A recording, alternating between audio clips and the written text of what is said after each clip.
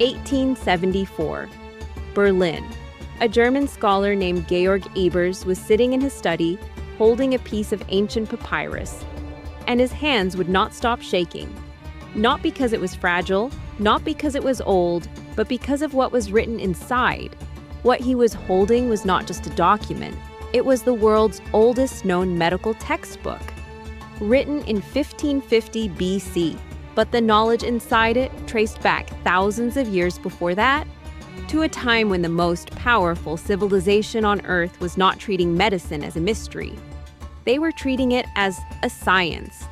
700 medical prescriptions, hundreds of plants, and at the very center of it all, 7 plants. The same 7, appearing again and again in every illness, in every ritual, on every pharaoh's table. Scientists spent over a century asking one question: how did they know? No microscopes, no laboratories, no modern chemistry, and yet, when these 7 plants were finally tested in modern labs, the ancient Egyptians were right. Every single time. These are those 7 plants. And I promise you, by the time we reach number 1, you will never look at your kitchen the same way again. Number 7, garlic allium sativum, the fuel of the pyramid builders. We start with number 7, and before you think garlic, really, stay with me, because this one comes with a story that most history books forgot to tell. When Howard Carter opened Tutankhamun's tomb in 1922, among the gold, among the jewels, among the sacred artifacts, he found something unexpected. Small, dried bulbs of garlic, perfectly preserved, 3,000 years old, and still carrying their scent. Carter wrote in his notes that he couldn't understand why garlic was placed in a pharaoh's tomb, but the Ebers Papyrus had the answer. Ancient Egyptian physicians prescribed garlic for over 22 different conditions: heart problems, infections, fatigue, parasites. They gave it to the workers who built the pyramids every single day to keep them strong, to keep them alive. Modern science has now confirmed what those physicians knew. Garlic contains a compound called allicin, one of the most studied natural antibacterial substances on the planet. Clinical research has linked regular garlic consumption to reduced blood pressure, improved cardiovascular health, and strengthened immune response. 3,000 years ago, a pharaoh was buried with it. Today, cardiologists recommend it. And that is just number 7. What comes next is where it gets truly extraordinary. Again, number 6, frankincense, boswellia, sacra, the smoke that healed an empire. Number 6, and this one was not eaten, it was burned. Every morning, in every Egyptian temple, priests lit frankincense resin and filled the sacred chambers with smoke. For centuries, historians called it ritual, called it religious symbolism, called it ceremony. They were wrong.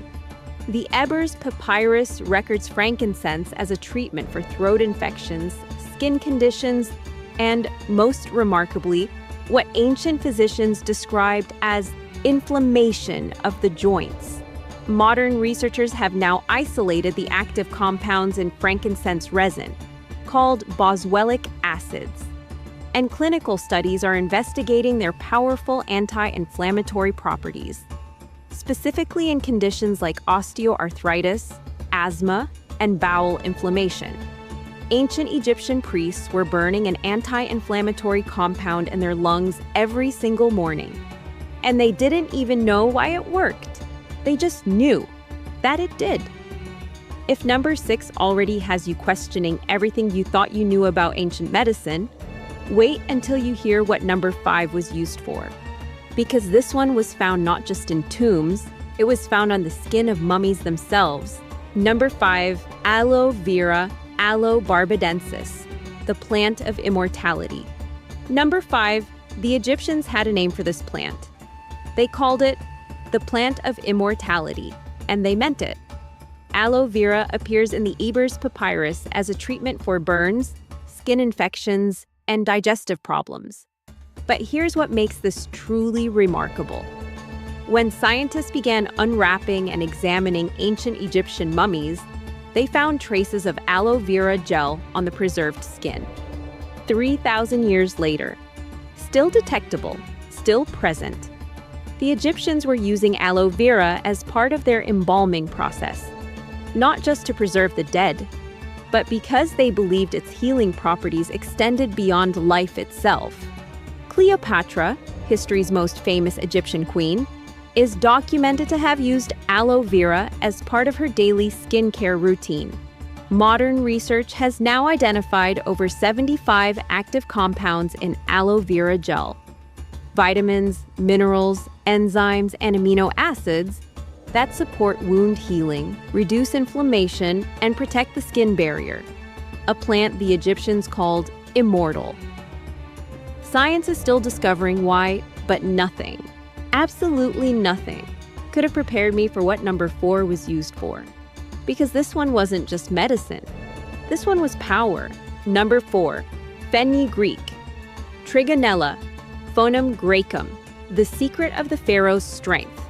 Number 4, and this is the one that changes everything. Fenugreek. You may have seen it in a spice rack. You may have walked past it 100 times. But in ancient Egypt, this plant was not a spice. It was a prescription. The Ebers Papyrus records fenugreek as a treatment for fever, respiratory infections.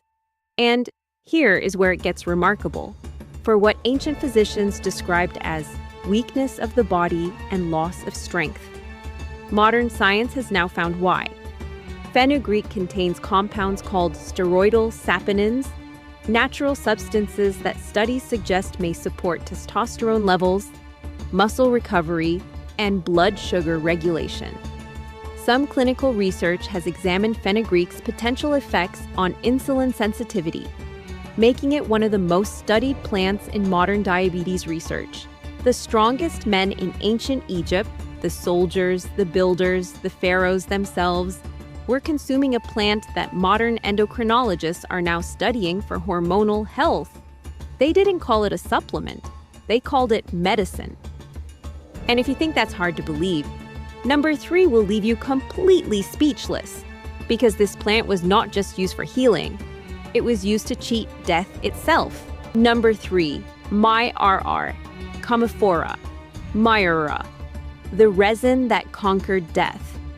Number 3, and I need you to understand something before we go further.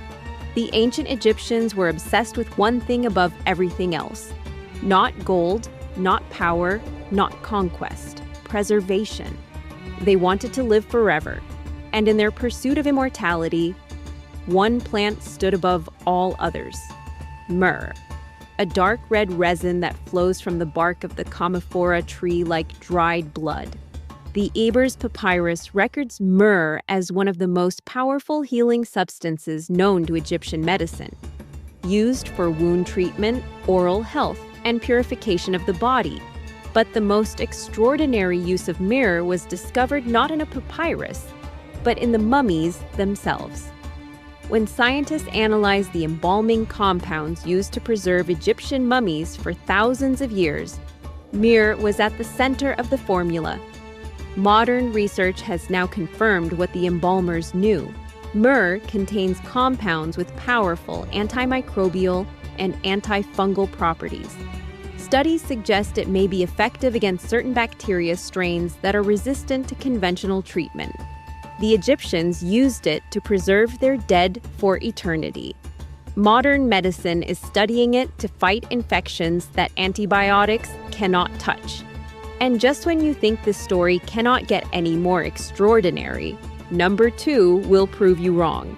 Because this plant was so valuable in ancient Egypt, it was literally worth more than gold. Number 2, cinnamon, Cinnamomum verum, the spice worth more than gold. Number 2, and I want you to think about something. Right now, at this very moment, you probably have cinnamon in your kitchen, in a small jar, next to your other spices. Completely ordinary, completely unremarkable. But in ancient Egypt, the same powder in that jar was so rare, so precious, so extraordinarily valuable, that pharaohs accepted it as tribute from foreign kings. It was placed in tombs alongside gold and jewels. Trade routes were kept secret for centuries, so that no one would know where it came from. The Ebers Papyrus records cinnamon as a treatment for digestive disorders, respiratory infections, and, remarkably, for what ancient physicians described as excessive sweetness of the urine. Modern medicine recognizes that description immediately. It is one of the earliest recorded references to what we now call diabetes. And the connection is not a coincidence.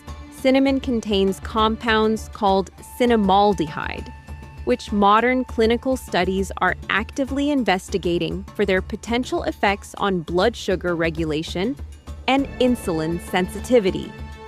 A spice that pharaohs treasured as sacred, a compound that diabetes researchers are studying today. The same plant, 4,000 years apart. And now, we reach number 1, the plant that appears more than any other in the Ebers Papyrus, the plant that Egyptian physicians called the foundation of all medicine, the plant that modern science has spent decades studying and still cannot fully explain. This is the one that started everything. Number 1, garlic's twin, onion allium cepa, the foundation of all medicine. Number 1, and I know what you're thinking, onion, really? Number 1? But before you decide, let me tell you what the workers who built the Great Pyramid of Giza were paid with. Not gold, not silver, not land. Onions, radishes, and garlic, every single day for decades. Herodotus, the ancient Greek historian, recorded an inscription on the Great Pyramid itself that listed the cost of onions and garlic consumed by the pyramid workers. The number was extraordinary, equivalent to millions of dollars in today's money. The Ebers Papyrus mentions onion in more prescriptions than almost any other plant, for infections, for heart conditions, for respiratory illness, for digestion, for sleep, for pain, for what ancient physicians describe as hardening of the vessels, which modern medicine recognizes as arterial disease. Modern research has confirmed that onions contain quercetin, one of the most powerful natural antioxidants ever studied. Clinical research has examined quercetin's potential effects on inflammation, cardiovascular health, blood pressure, and even certain cancer cells in laboratory settings. The workers who built the greatest monuments in human history were fueled by the most studied antioxidant in modern nutritional science. The pharaohs who ruled the most powerful empire on earth prescribed it as medicine, and for 4,000 years, it sat in your kitchen, waiting. The Ebers Papyrus was written in 1550 BC, but the knowledge inside it is still being discovered today. And every time a modern scientist opens a laboratory journal, the ancient Egyptians are already there, waiting, as they always have been.